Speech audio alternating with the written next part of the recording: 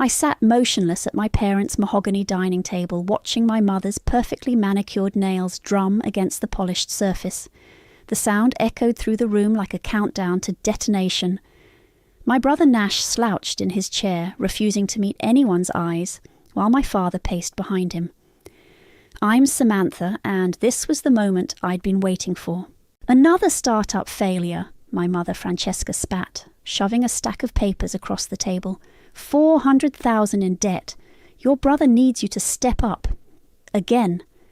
I picked up the documents, pretending to study them carefully. The numbers were staggering, not because of their size, but because of their predictability. Third failed tech venture in 5 years. Same pattern, different zeros. The trust fund, my father Daniel finally spoke, his voice carrying that familiar note of assumed authority. Your half needs to cover this. It's what family does. I kept my face carefully blank, the way I'd learned to do since childhood. My half? Nash finally looked up, flashing that boyish smile that had gotten him out of trouble since we were kids. Come on, Sammy. You know I'm onto something big this time. The app just needs more runway. More runway, I repeated softly. Like the last 3 times? My mother's hand slammed against the table. Don't you dare take that tone. Your brother is building something important. You're just... She paused, lips curling into a sneer. You're just the spare child, meant to fund his future. The words should have hurt. They would have 6 months ago, but now they just confirmed what I'd always known, what had driven me to act. Remember when I broke my arm in 8th grade? I asked, surprising them with the apparent non sequitur. Nash had his baseball tournament that weekend. Instead of taking me to the doctor, you made me sit in the bleachers for 6 hours, holding my arm, because Nash needed his support system. That's ancient history, my father waved dismissively. We're talking about now, about family loyalty. I pulled out my phone, opened my banking app. You're right, we are talking about loyalty. Nash leaned forward. So, you'll do it? Transfer the money today? I turned the phone around, showing them the trust account balance. 0. The silence was deafening. What? My mother's voice shook. What did you do? Nothing you didn't teach me to do, I replied calmly. I took care of my future, just like you always said Nash should. My father's face reddened. That money was meant to be shared, for both of you. Funny thing about Grandma Eva's trust, I continued, standing up slowly. There was a clause. If either beneficiary could prove independent legal standing and financial responsibility, they could petition for sole control. I filed the paperwork 6 months ago. It was approved 3 months ago. Nash jumped to his feet. You can't do that. I need that money. Get a job, I said, picking up my purse. Like I did, while funding your dreams with my half of every inheritance, bonus, and gift we ever received. My mother's voice turned sickeningly sweet. Darling, you're not thinking clearly. We can discuss this as a family. We are discussing it as a family, I cut her off. I'm just not playing my assigned role anymore. You ungrateful little... my father started, but I was already walking toward the door. The money's gone, I called over my shoulder. Legally, permanently, invested in something that will actually generate returns. You taught me well about financial planning when you were teaching Nash, of course. I just happened to be in the room. My mother's scream of rage followed me out to my car. I sat there for a moment, hands steady on the steering wheel, and allowed myself a small smile.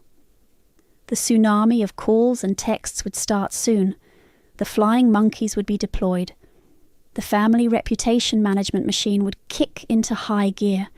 But for the first time in my life, I held all the cards. My phone buzzed. A text from my best friend, Robin. Did you do it? Did you tell them? I typed back quickly. It's done. No going back now.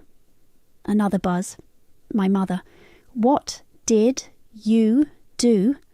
I started the engine, thinking about the years of being the family ATM, the emotional punching bag, the invisible support beam holding up the shrine to Nash's potential. They never saw me as more than a spare part in their perfect family machine. They were about to learn exactly how essential this spare part had been. As I pulled away from the house, my phone kept lighting up with increasingly frantic messages. I turned it off completely, enjoying the silence. The real storm hadn't even started yet, but for the first time in my life, I was ready for it. They wanted to talk about family loyalty. I'd show them exactly what I'd learned from their lessons. "You're telling me there's a loophole?" I'd asked Robin 3 months earlier, staring at the trust documents spread across her living room floor. "After all these years?" "Right here." Robin tapped the legal paper with her pen, her lawyer instincts in full force. "Your grandmother was clever. This clause isn't just boilerplate, it's specifically crafted. If either beneficiary can demonstrate financial independence and responsible management for 6 consecutive months," I leaned closer, reading the fine print, "they can petition for full control of the remaining trust assets." "Exactly." Robin sat back, watching me carefully. "Sam, this is your chance. You've been supporting yourself for years. Your investment portfolio is solid. You could qualify right now." I remembered pacing her apartment that night, my mind racing. "They'll fight it. Let them." Robin stood up, grabbing her laptop. "I've already talked to Quentin. You remember him, your grandmother's trustee? He's willing to review the petition." The memory shifted to Quentin's office 2 weeks later. He was exactly as I remembered. Silver-haired, methodical, with eyes that missed nothing. "Your grandmother was very specific about this clause," he said, reviewing my documentation. "She insisted it remain, even when your mother tried to have it removed." That made me look up sharply. "My mother knew about this?" "She did." Quentin's expression remained neutral. "She argued quite forcefully against it. Said it would destabilize the family dynamic." I laughed bitterly. "You mean it would destabilize her control?" "The petition is solid," Quentin continued, stamping several pages. "Once filed, there's a 3-month review period. During that time, maintain absolute silence about this. Any hint to your family could compromise the process." Back in the present, my phone buzzed again. Another voicemail from my mother. "Answer your phone this instant. Do you have any idea what you've done to this family?" I clicked play on the next one. "The trust manager must have made a mistake. Fix this now, Samantha. Your brother needs that money." And the next. "If you don't call me back in 5 minutes, you are no longer my daughter. Do you understand me? 5 minutes. I deleted them all and dialed Robin instead. "They know," I said when she answered. "How bad?" "Nuclear. My mother's already playing the disownment card." "Right on schedule," Robin replied. "Are you okay?" Before I could answer, my phone beeped with an incoming call. Quentin. "Hold on," I told Robin, switching lines. "Hello?" "Samantha." Quentin's voice was calm as ever. "Your parents just left my office. They're demanding the trust transfer be reversed." And I informed them that everything was done legally and properly. "The assets are now solely under your control." He paused. "Your mother didn't take it well." I could imagine. "Thank you, Quentin, for everything." "There's something else you should know," he added. "Something your grandmother told me to share, but only after the transfer was complete." My heart skipped. "What is it?" She knew this would happen, not the specifics, but the pattern. She told me, "Samantha will need this escape hatch someday. Make sure she finds it when she's ready." Tears pricked at my eyes. Grandma Eva had seen it all. The golden child worship, the financial manipulation, the slow erosion of my independence. She'd built me a lifeboat before I even knew I was drowning. My doorbell rang, startling me. Through the peephole, I saw Nash swaying slightly, clearly drunk. "Samantha!" he shouted, pounding on the door. "Open up! We need to talk about this!" I switched back to Robin's line. "Nash is here, drunk." "Don't open the door," she said immediately. "Document everything, record if he makes threats." "Samantha!" Another pound. You can't do this to me. That money was supposed to be mine. I started recording on my phone as his tirade continued.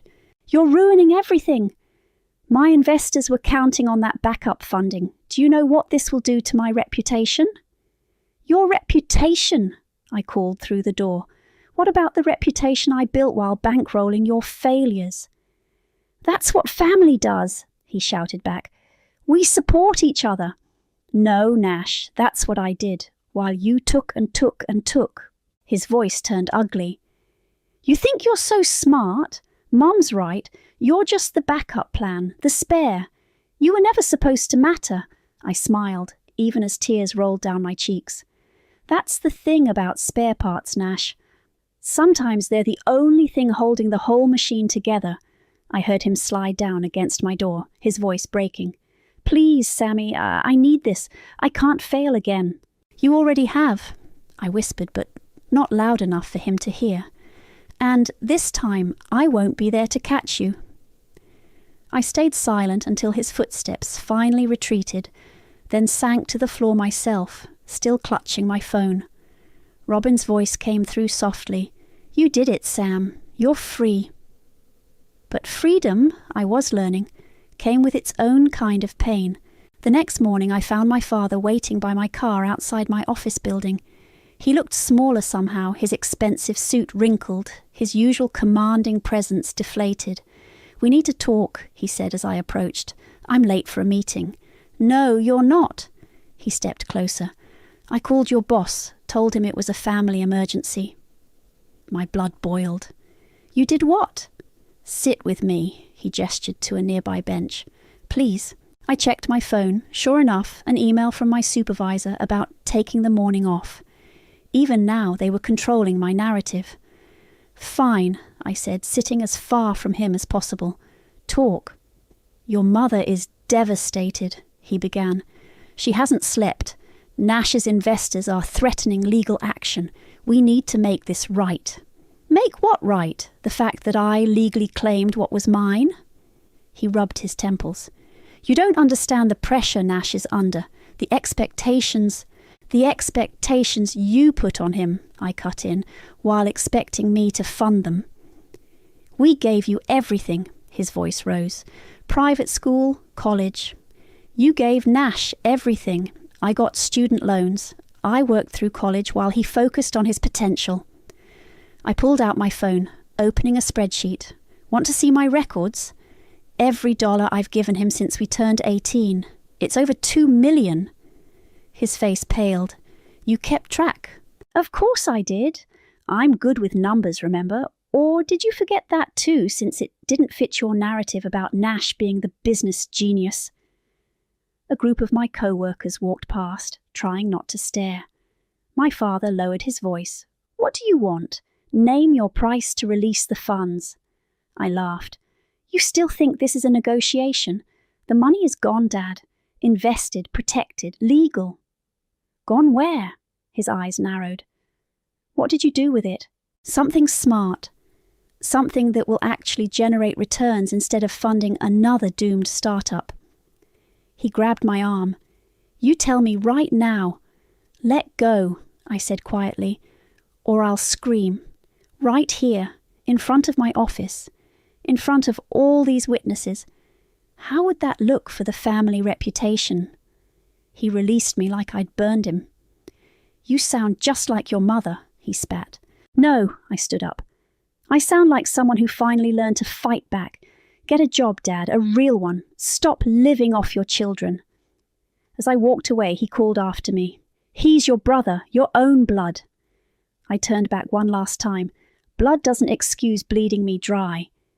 Inside my office, I found 3 emails from my mother, each more hysterical than the last.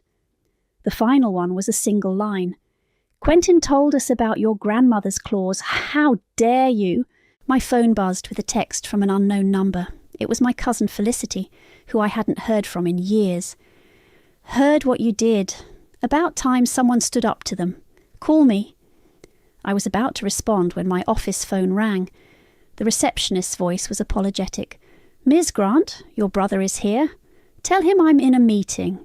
He's already walking to your office. Nash burst in seconds later, looking worse than yesterday.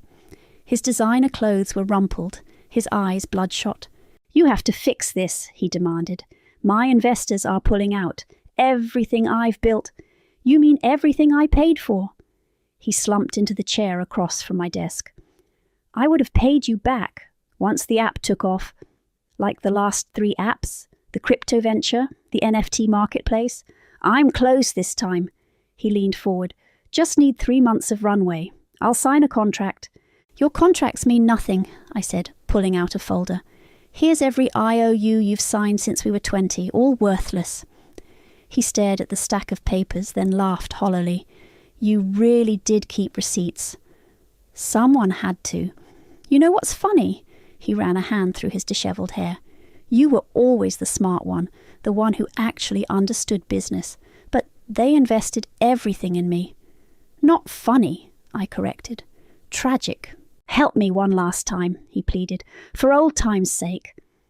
I looked at my brother, really looked at him, the golden child, the chosen one, now reduced to begging in my office.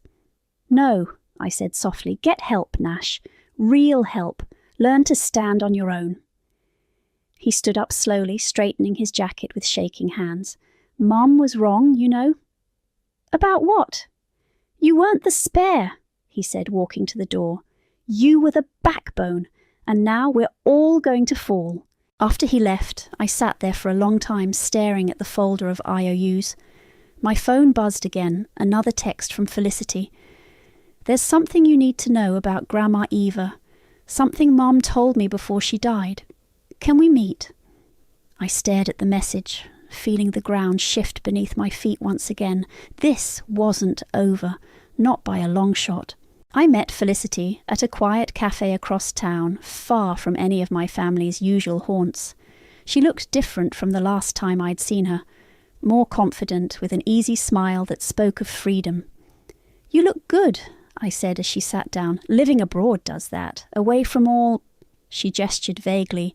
"This." "What did you want to tell me about Grandma Eva?" Felicity glanced around before pulling out an envelope. "Mom told me this before she passed. Aunt Francesca, your mother, she wasn't supposed to be the executor of Grandma's estate." I felt my coffee go cold in my hands. "What?" "It was supposed to be you. Grandma specifically requested it. But Aunt Francesca overruled it somehow, got herself appointed instead." "That's not possible," I said. "The court would have—" "Look." She pushed the envelope across the table. Inside were copies of the original will documents with clear annotations naming me as executor. Mom kept these. She felt guilty about staying quiet. My hands shook as I read. "This changes everything." "There's more." Felicity leaned forward. "Check your credit report, now." I pulled out my phone, logging into my credit monitoring app. What I saw made my stomach drop.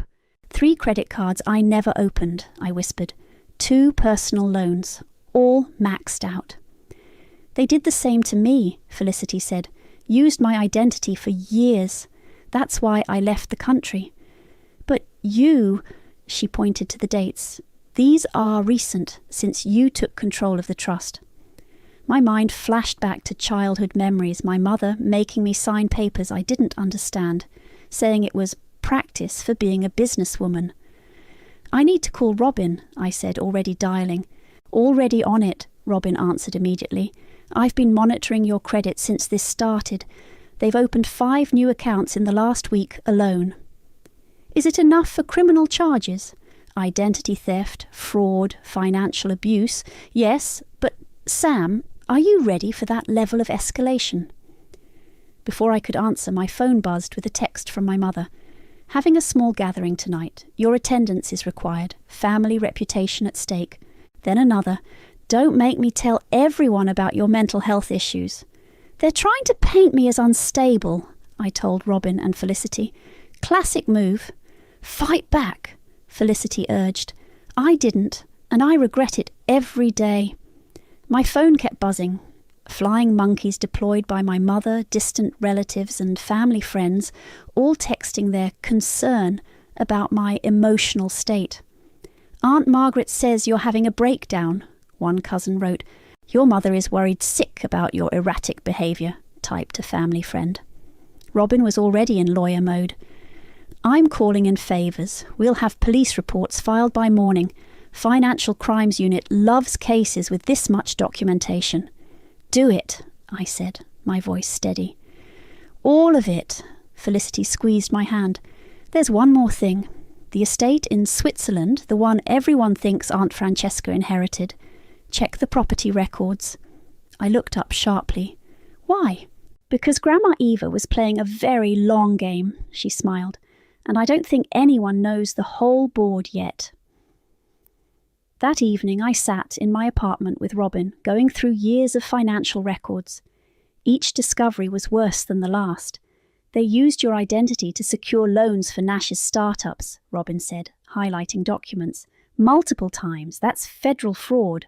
Look at this. I pointed to a series of transfers. Every time I got a bonus at work, money moved from my account to Nash's within hours. How did they even know? They had access to your accounts, Robin realised. Probably since you were a teenager. They never let go of the control. My phone lit up with another message from my mother. Last chance. Attend tonight or face the consequences. Go, Robin said suddenly. What? Go to their gathering, record everything, let them dig their hole deeper. I stared at the mounting evidence of decades of financial abuse. They'll try to ambush me. Exactly, Robin smiled grimly. And this time, you'll be ready. I thought about the young girl I used to be, signing papers without question, believing it was normal for family to take and take and take. Time to end this, I said, standing up. Be careful, Felicity warned. Aunt Francesca plays dirty when cornered. So do I replied, picking up my keys. She made sure of that. As I drove to my parents' house, my phone buzzed one more time. A message from an unknown number. This is Quentin. Don't delete any financial records. The FBI fraud division will need them all. I smiled, thinking of my mother's perfectly curated society gathering, about to implode. They wanted to talk about family reputation. Let's talk. The small gathering turned out to be a full-scale society event, my mother's specialty. 40 of our family's closest friends and relatives milled around the garden, all carefully selected for maximum impact. I recognised her strategy immediately, witnesses for whatever show she had planned. Samantha, darling, my mother's voice carried across the lawn, artificially bright. We were so worried you wouldn't come. Every head turned. The whispers started immediately. Poor Francesca, dealing with such a troubled daughter. I heard she's having some kind of breakdown, taking money from her own brother.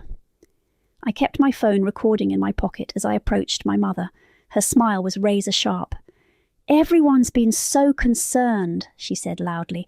After your recent episodes, I matched her volume. You mean discovering the credit cards you opened in my name? Her smile flickered. Aunt Margaret swooped in, touching my arm with theatrical concern. Sweetie, we all know you've been under stress, she cooed, making up these awful stories. I pulled out my phone, opening my credit report. You mean these stories? Would you like to see the fraud alerts? Put that away, my mother hissed. Why? I turned to the gathering crowd. Afraid they'll see how you and Dad committed identity theft? Used my social security number for Nash's failed ventures? You're hysterical, my father cut in, appearing beside my mother. This is exactly what we're worried about. Is she having another episode? Someone whispered loudly. I laughed, the sound cutting through the manufactured concern. Let's talk about episodes, like the time you made me sign loan documents when I was 16. That's illegal, by the way. Enough! My mother grabbed my arm, manicured nails digging in. Nash emerged from the crowd, swaying slightly. Sammy, stop this. You're embarrassing everyone. No, I pulled free. I'm exposing everyone. There's a difference. Security Fraud Division, Robin's voice rang out as she walked through the garden gate. That's who's investigating the identity theft. Just thought everyone should know what's coming. My mother's face went white. This is a private event. You need to leave. Actually, Robin smiled. I'm here officially as Samantha's legal counsel, and I have some documents to share with the group. She pulled out copies of the credit reports, the fraudulent loans, the original will naming me executor, started passing them around. These are lies, my father sputtered, but his voice shook. The whispers changed tone. Those are real bank documents. Look at these dates. Multiple credit cards in her name. You want to talk about mental health? I addressed the crowd. Let's discuss the psychological impact of financial abuse, of being used as a human ATM, of having your identity stolen by your own parents. Stop this, my mother pleaded, her public mask cracking. Think about the family name. I am, I replied. I'm thinking about how you destroyed it yourselves. Nash lunged forward suddenly, grabbing my arm. You think you're so perfect, so much better than me. No, I said calmly, aware of every phone now recording us. I think I'm done being your backup plan.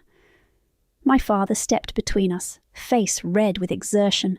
You ungrateful... He stopped mid-sentence, clutching his chest. Daniel! My mother's voice turned shrill.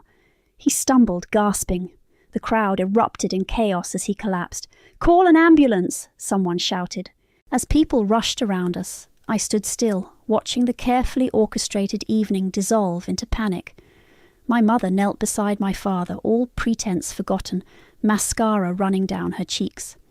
Nash backed away, mumbling, This is your fault, all your fault. The ambulance arrived within minutes.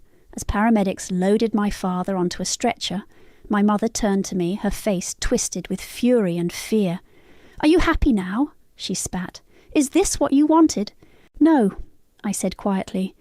This isn't what I wanted. This is what you created. Robin appeared at my side as my parents disappeared into the ambulance. You okay? No, I admitted, but I will be. The remaining guests scattered quickly, clutching their copies of the evidence, phones buzzing with messages spreading the news. By morning, everyone would know. Your father will be fine, Robin assured me. Probably just stress and high blood pressure. I know. I watched the ambulance drive away. But nothing else will be. My phone buzzed. Felicity. Saw what happened. Don't back down now. Check your email. I sent you Grandma Eva's Swiss property records. You're going to want to see this. I looked around the abandoned garden party at the scattered evidence of decades of manipulation and lies. Somewhere in the distance, I heard my mother's carefully constructed reputation crumbling. And for the first time, the sound didn't hurt at all. The hospital corridor smelled of disinfectant and stale coffee. I sat outside my father's room, waiting for my mother to finish her tearful performance for the nurses. Nash slouched in a chair opposite me, his designer clothes wrinkled from sleeping in the waiting room. He's stable, Nash said, breaking our hour-long silence. Just a panic attack, they said. Not a real heart attack. Good. Is that all you can say? He leaned forward. After what you did? What I did?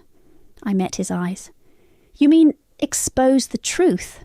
You could have handled it privately, like you all handled stealing my identity privately. He flinched. I didn't know about that part. Not at first. When did you find out?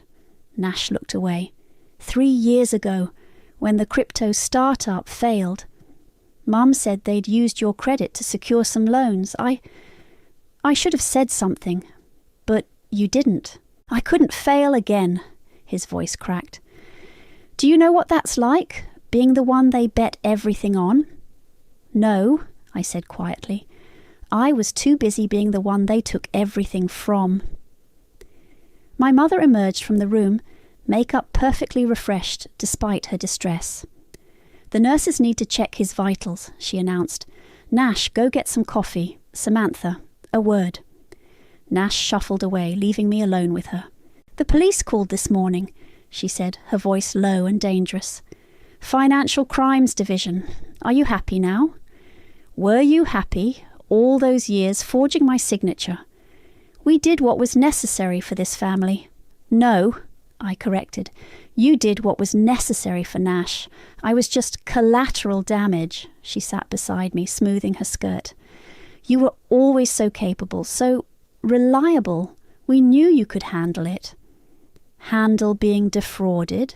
Handle supporting your brother's dreams, she snapped. You had no ambition of your own, no vision. You were just... The spare, I finished. I remember. A nurse walked past and my mother's voice dropped to a whisper. We can fix this, make the charges go away, return to how things were. They're federal charges, Mom. This isn't a society scandal you can smooth over with a party. Then why, she demanded, why destroy everything? I pulled out my phone, showing her the credit report. You destroyed it. Every time you forged my name. Every time you drained my accounts for Nash. Every time you chose him over basic human decency. He's special, she insisted. He just needs more time. He's 32, I cut in. How much more time does he need? You don't understand. No, you don't understand. It's over. The money's gone. The fraud is exposed. Nash needs to grow up and you and Dad need to face consequences. She stood up, straightening her designer jacket. We'll see about that. Your father and I still have friends in high places. Not anymore, I said, opening my email. These records are already with the FBI and the IRS and the media.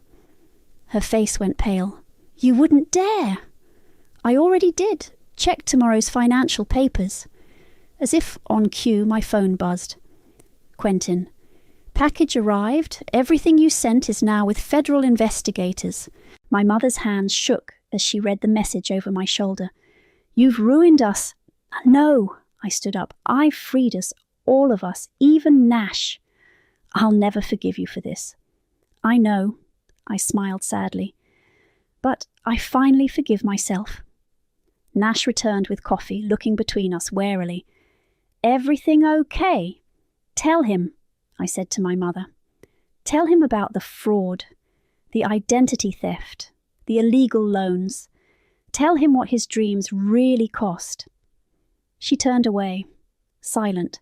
Mom, Nash's voice was small like a child's. What is she talking about? I handed him the credit report, watched his face crumble as he read. All those times you said the money was from family investments, he whispered. It was, my mother said sharply. Samantha is family. It was theft, he corrected, looking sick. All of it. My whole career is built on stolen money. A nurse appeared in the doorway. Your father's asking for you, Mrs. Grant. My mother straightened her spine, mask back in place. We'll discuss this later, as a family. No, I said, gathering my things. We won't. I left them there, my mother retreating into denial, Nash finally facing reality. As I walked out of the hospital, my phone buzzed one last time, an email from Quentin. Your grandmother left something else for you. A sealed envelope to be opened only after everything else was revealed. Come see me tomorrow. I stepped into the sunlight, feeling lighter than I had in years. Whatever was in that envelope, I was finally ready to face it. The spare child had become the last one standing. Quentin's office looked exactly the same as it had months ago when I'd first discovered the trust loophole. But this time I wasn't nervous. I was ready. Your grandmother was quite specific about the timing of this, he said, pulling out a thick envelope. She said, give this to Samantha when she finally stands up for herself. My hands trembled slightly as I opened it. Inside were several documents, a letter, and a key. Dear Samantha, I read aloud. If you're reading this, you've finally done what I never could, broken free from Francesca's web of control. Quentin sat quietly as I continued reading. I watched her do to you what she did to me, use money as a weapon, manipulate through guilt, always demanding more. I tried to protect you with the trust, but I knew that wouldn't be enough. So I left you something else, something Francesca doesn't know exists. I pulled out the property deed. The estate in Switzerland. Your mother thinks she inherited it, Quentin explained. She never checked the actual records. Because Grandma Eva transferred it to me 5 years ago, I whispered, reading the documentation, before she died. There's more. Quentin pointed to another document. It was a bank statement. 7 figures, in a private Swiss account. She built this for you, Quentin said softly. Every time Francesca demanded money from her, Eva matched the amount and put it aside. For you. I kept reading the letter. My darling girl, I saw your strength long before you did. How you protected Nash even while they drained you dry. How you built yourself up despite them tearing you down. This money isn't charity. It's what you should have had all along. Use it to build something for yourself, not for them. My phone buzzed. A news alert. The story had broken. Prominent family under federal investigation for financial fraud. Perfect timing, Quentin noted. Your grandmother would have appreciated that. Another document caught my eye. A business plan, written in Eva's elegant hand. A scholarship foundation, I realised, for young women trapped by financial abuse. She left the framework, Quentin confirmed, but the execution is up to you. My phone kept buzzing. Messages from Nash, my mother, my father. I turned it off. There's one more thing, Quentin said, pulling out a final envelope. This arrived from Felicity this morning. Inside were photos, dozens of them. Eva with a young me, at moments I'd forgotten. Science fairs my parents had skipped. Dance recitals they'd missed for Nash's games. My grandmother had been there for all of them. She knew, I said, tears falling. She saw everything. And she planned accordingly, Quentin smiled. The estate is fully staffed, by the way, ready whenever you want to visit. A knock at the door interrupted us. Robin burst in, grinning. It's everywhere, she announced. Every major news outlet. The FBI just froze all their accounts. How bad? I asked. Your mother's social circles are imploding. Your father's business partners are distancing themselves. Nash's investors are suing. I looked at the scholarship foundation plans. Good, time for something new to rise from the ashes. About that, Robin pulled out her laptop. I've been working on the legal framework for the foundation. We can have it operational within months. My phone buzzed again, this time a text from Felicity. Saw the news. Karma's finally here. When are you coming to Switzerland? Your grandmother had one last request, Quentin said, pointing to the end of her letter. I read the final lines. Don't let them make you bitter, my darling. Use this to help others break free. That's the best revenge, turning pain into purpose. Robin squeezed my shoulder. Ready to build something real? I looked at the estate photos, the foundation plans, the evidence of my grandmother's years of quiet rebellion and preparation. The Eva Grant Foundation for Financial Independence, I said, helping women escape financial abuse and build their own legacies. Perfect, Robin grinned. Want to know the best part? It'll be announced the same day your parents appear in court. My phone lit up one last time, a message from Nash. I understand now what they did, what I let happen. I'm sorry. I picked up the key to the Swiss estate, feeling its weight in my hand. Time to go see my new home. Your grandmother would be proud, Quentin said quietly. No, I corrected him, gathering the documents. She knew this would happen. She just waited for me to be ready. As I walked out of Quentin's office, I felt lighter than ever. The spare child had become something else entirely. An heir to a different kind of legacy, one built on freedom, not control, and I knew exactly what to do with it. The Swiss estate's windows caught the morning light, making the entire mansion glow. I stood in Eva's old study, my study now, reviewing applications for the Foundation's first round of scholarships. This one, Felicity said, holding up a file. She reminds me of you. Parents using her credit cards, forcing her to support a deadbeat brother. Add her to the shortlist, I nodded, just as my phone buzzed with a news alert. Prominent couple pleads guilty in financial fraud case, the headline read. Daniel and Francesca to face sentencing next week. Robin's call came seconds later. They took the plea deal, 3 years plus full restitution. And Nash? Bankruptcy proceedings started yesterday. He's actually getting help. Real help, not just throwing money at his problems. I walked to the window, watching the Swiss Alps in the distance. Did you see the interview requests? 17 magazines, 3 major newspapers, and 2 documentary filmmakers, Robin confirmed. They're calling it the Trust Fund Revolution, how one woman's stand against financial abuse inspired a movement. Send them all to the Foundation's PR team, I said. Let's use the attention for something good. A knock at the door interrupted us. Mia Henderson, my grandmother's old friend, entered with a tablet. You need to see this, she said, pulling up a video. It was Nash, speaking at a financial literacy workshop. I was the golden child, he told the audience, the chosen one, and it destroyed not just me, but my sister. Don't let family loyalty become financial abuse. He's actually doing it, I whispered, teaching others from his mistakes. People can surprise you, Mia smiled. Eva always said that. My phone buzzed again, a message from my mother, her first since the guilty plea. The Foundation. It's what she would have wanted. I see that now. I deleted it without responding. Some bridges weren't meant to be rebuilt. First round of scholarship recipients goes public tomorrow, Felicity reminded me. 20 women, full funding for education or business ventures, plus mentorship, legal support and financial counselling, Robin added through the speaker. Everything you didn't have. I picked up a framed photo from the desk. Eva and me at my college graduation, the only family member who showed up. She'd known even then what I'd become. Ms. Grant, my assistant poked her head in. The documentary crew is here for the Foundation launch, and there's someone else. Nash stepped into the doorway, looking different, humbler, cleaner, clear-eyed. Hey, Sammy, he said quietly.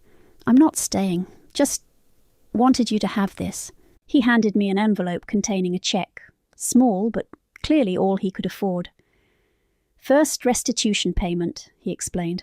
Voluntary, not court-ordered. It's not much, but... Give it to the Foundation, I said. Help someone else's spare child. He nodded, understanding.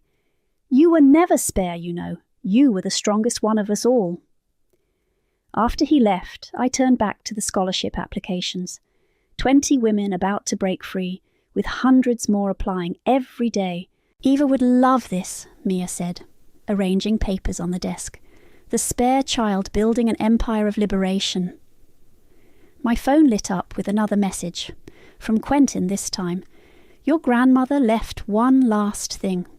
A video message to be played only when you're ready. Are you ready? I looked around the study, at the scholarship files, the foundation plans, the growing movement we'd built from the ashes of financial abuse. Yes, I texted back. I'm ready. Moments later, Eva's face filled my screen. My darling girl, if you're watching this, you've done it. You've broken the cycle, built something new. Remember this, you were never spare. You were always the key, the one strong enough to set everyone free, including yourself. I'm so proud of the woman you've become. Felicity squeezed my hand as the video ended. She knew, all along. She did, I agreed, standing up. Now, let's go change some lives. The documentary crew waited in the grand hall, cameras ready to capture the Foundation's launch. But they weren't just filming a story about revenge or justice. They were filming the beginning of a revolution, one that started with a spare child who refused to be spare anymore. Ready? Robin asked through the phone. I thought about all the women waiting for their chance to break free, all the lives about to change. Ready? I smiled. Let's show them what the spare ones can do. Because sometimes the spare part isn't extra at all. Sometimes it's the piece that builds something entirely new. And I was just getting started.